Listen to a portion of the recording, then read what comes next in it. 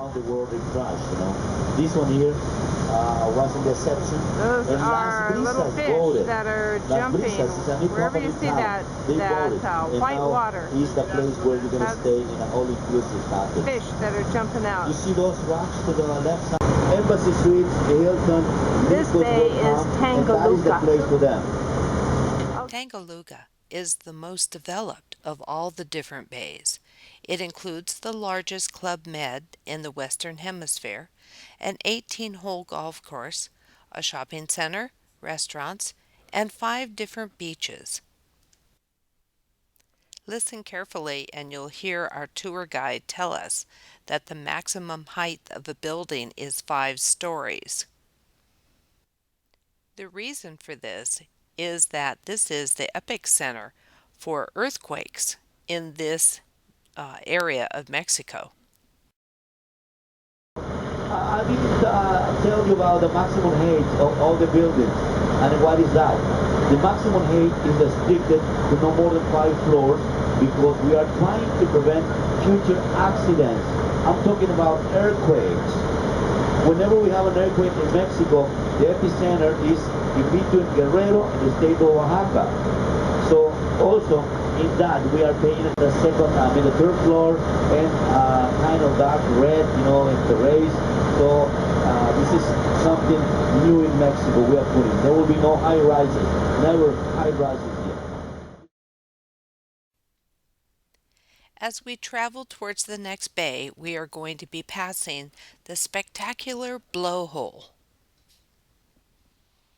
This is the place where I bring my mother-in-law for swimming. Oh no. We love mothers-in-laws in Oaxaca. We have many mothers-in-laws on board. Sí. El Bufadero. In Ensenada, there's another one. In Baja California. It's called La Bufadora. This is El Bufadero. Yeah. Oh, now guess how is in June or July? When is the high tide? The strongest.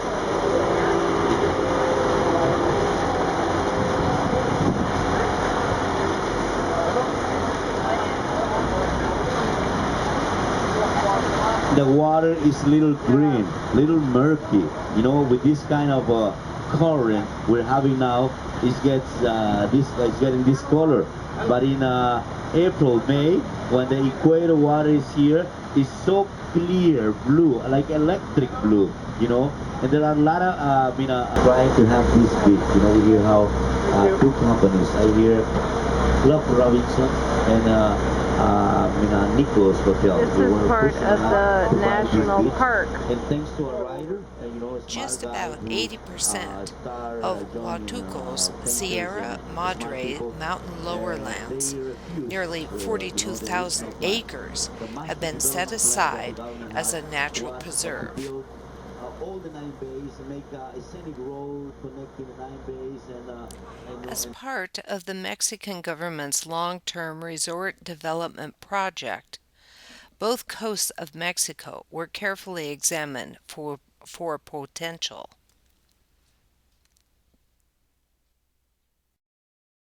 Over the years, Mexican families had quietly been sneaking off to a remote and undeveloped shore.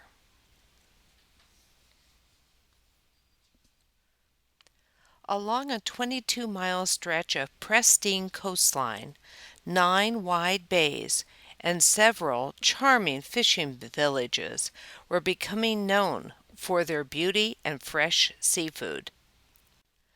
The official Mexican tourist agency planned the resort area hoping to attract visitors while maintaining a keen eye on preserving the region's delicate ecological balance.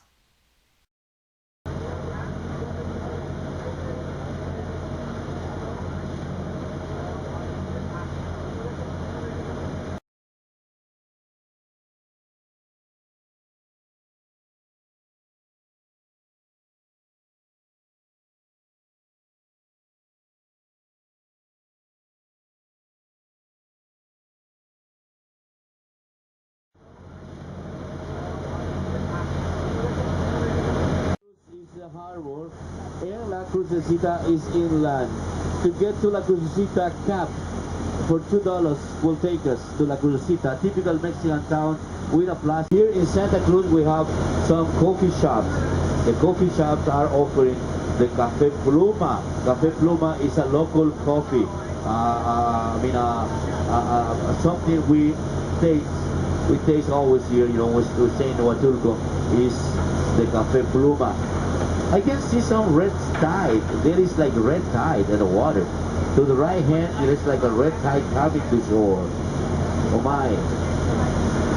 The red tide will come. Well, Santa Cruz, the harbor is here. Remember, 20 minutes away is the international airport. Remember also, there will be 8 flights from Canada soon.